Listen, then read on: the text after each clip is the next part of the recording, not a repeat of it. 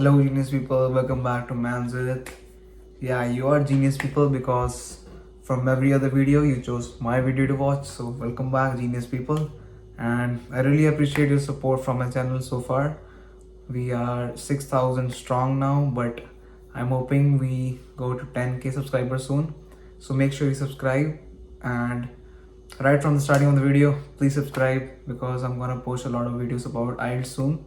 So yeah, let's go to 10k this year. Before the ending of this year, I want you guys to get me to 10k. Alright guys, so today's video we're gonna talk about IELTS. So today I'm gonna make two videos actually. One is of Uber Eats and second is of IELTS. But in this video we're gonna talk about IELTS. So मेरा IELTS का result आ गया guys, और जैसे मैंने पिछली video में बताया था कि मैं कैसे एक्सप्लेन करूँगा IELTS का, तो आज की वीडियो में पहले आपको घुमा फिरा के कोई बात नहीं करूँगा, सीधे सीधा काम की बात करूँगा। आपको दिखाऊँगा अपना रिजल्ट, कि मजाक नहीं कर रहा, मेरे इतने अच्छे बैंड पहली बार में आ चुके हैं। और उसके बाद आपको दूंगा टिप्स आज स्पीकिंग की, जिसके साथ आप भी मेरी तरह अच्छे बैंड ला सकोगे, बहुत कम तैयारी के साथ भी।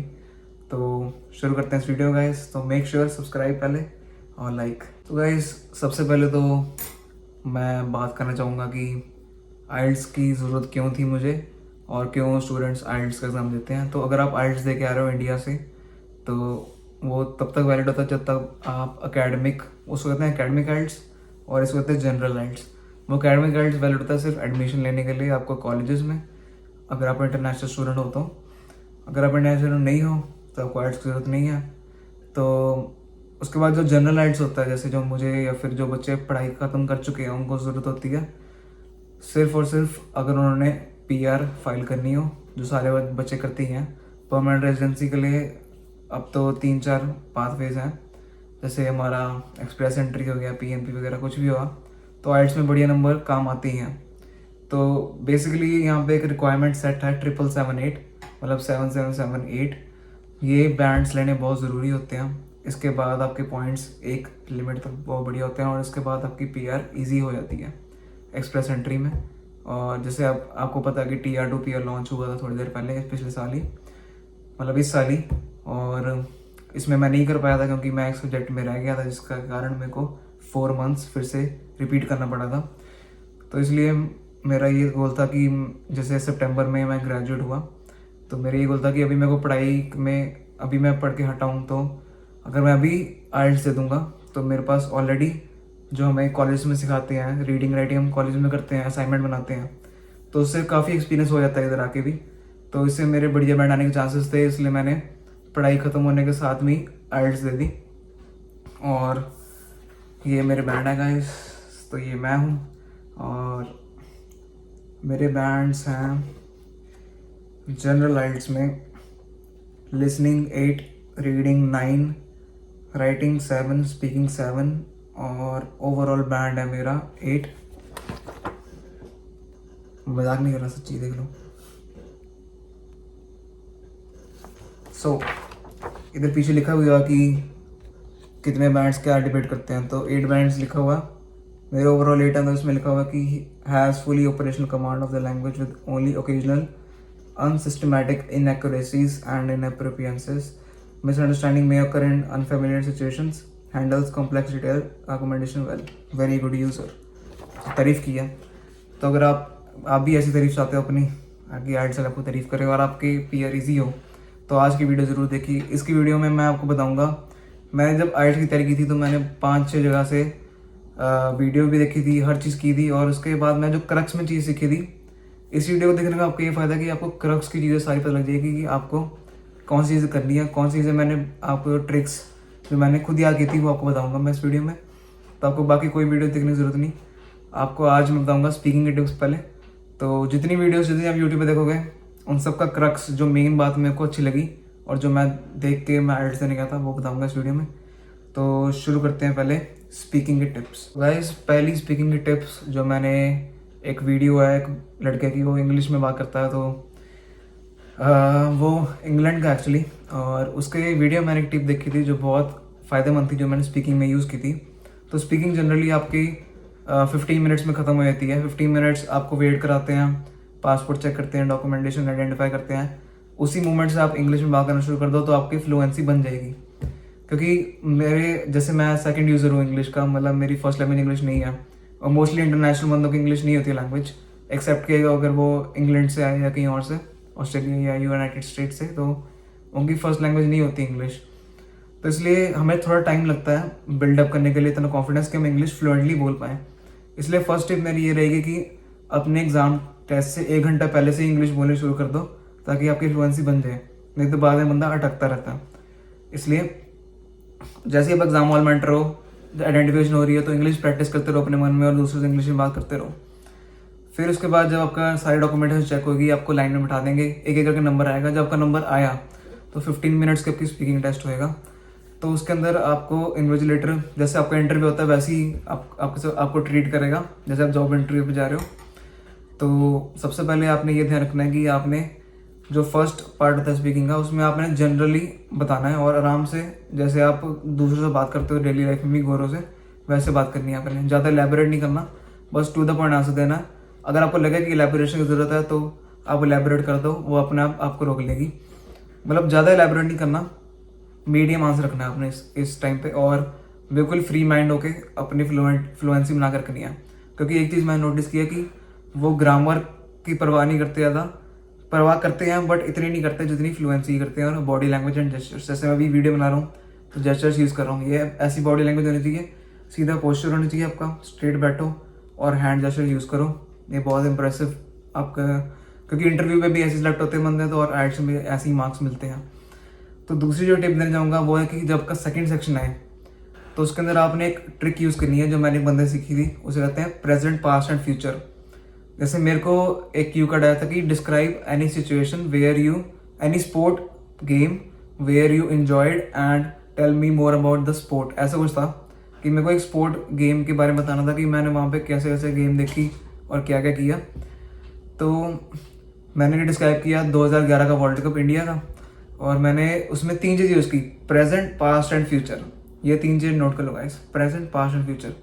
मैंने पहले शुरू किया कि क्रिकेट प्रेजेंट में क्या चल रहा है, उस गेम में मैंने क्या क्या किया। पास्ट की पहले मैं कौन सी गेम में जाता था, कौन सी गेम मैंने देखी हुई है, और फ्यूचर कि मैं आगे भी ऐसा करता रहूँगा। तो इससे आपके 2 मिनट आसानी से बन जाएंगे, नहीं तो आप सोचते रहोगे 1 मिनट से ज़्यादा कैसे इसको आगे बढ़ाऊँ। तो मैंने पहले डिस्क्राइब किया प्रेजेंट, जो मैं सिचुएशन की बात कर रहा हूँ कि now days there is, because उस टाइम में कोई क्रिकेट की चल नहीं रहा था सिवाय IPL के, there is Indian Premier League going on in India. एंड क्योंकि आपको लगेगा टॉपिक से हट के बोल रहा हूँ मैं, क्योंकि टॉपिक कुछ और है, बट मैं एक बेस में ला रहा हूँ टॉपिक के लिए। तो मैंने उनको बोला यही कि for present time there is Indian Premier League going on in India. So before that I saw a match which was actually a final between India and Sri Lanka in 2011। तो मैंने उनको बताया कि मैं पास्ट पे लेके आया उनको, जो मैंने एक्सपीरियंस जो मेन शेयर करना है, इसको मैं एलैबोरेट किया। इसको मैंने 1 मिनट 30 सेकंड्स के लिए बोला।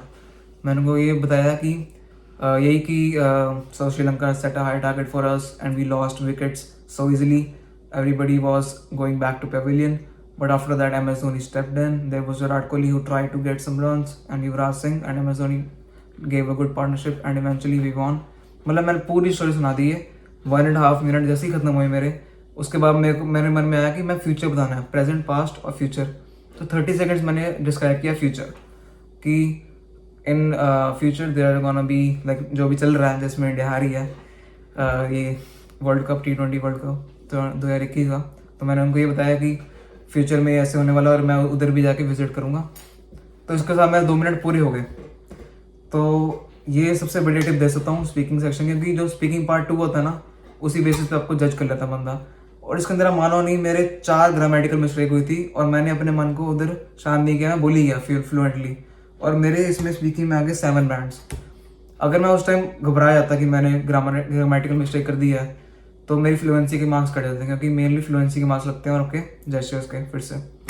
और जो थर्ड सेक्शन था वो बहुत ईजिली चला गया, क्योंकि उसमें ज़्यादा कुछ एक्सप्लेन करना नहीं होता।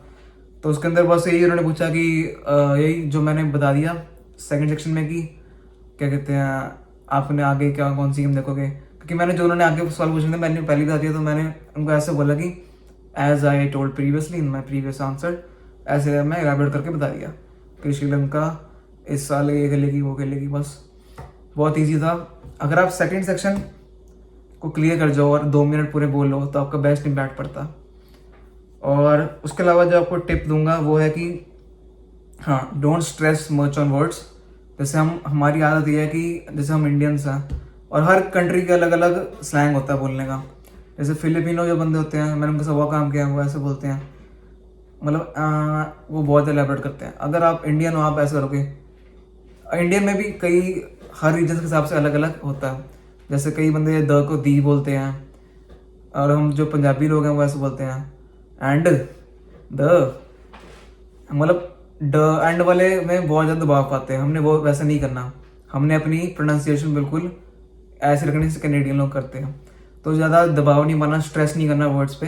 फ्लुएंसी को हमने सबसे ज़्यादा इंपॉर्टेंस देनी है, फिर दूसरा हमने इंपॉर्टेंस देनी है आपकी वोकैबुलरी कौन सी यूज़ कर रहे हो। बेस्ट जितने वर्ड्स आपको अच्छे लगते हैं ना, जो आपको ईजी बोलने में हो, वो अपने ईजी बोलने सेकंड सेक्शन में, बट थर्ड और फर्स्ट सेक्शन में ध्यान रखना कि आपने बेस्ट से बेस्ट वर्ड्स बोलने हैं जो आपको अच्छे लगते हो। फ्लुएंसी का ध्यान नहीं करना उसमें आपने फोकस करना है ग्रामेटिकल और उस पर कि आपके वर्ड्स अच्छे यूज़ होने चाहिए। सेकंड सेक्शन में आप इजी वर्ड्स यूज़ कर सकते हैं क्योंकि आपने 2 मिनट बोलना है। अगर आप सोचिएगा कि कौन सा वोकैबुलरी में बढ़िया वर्ड है तो आपका उधर ही मिस्टेक हो जाएगी और आप सोचते रहोगे और आगे फ्लुएंसी करनी होगा। 2 मिनट ऐसे निकल जाएंगे, पता नहीं लगेगा। और उसके अलावा जो आपको मैं एडवाइस दे सकता हूँ वो है कि जो फ्लुएंसी और ग्रामर आपने इम्प्रूव करनी है।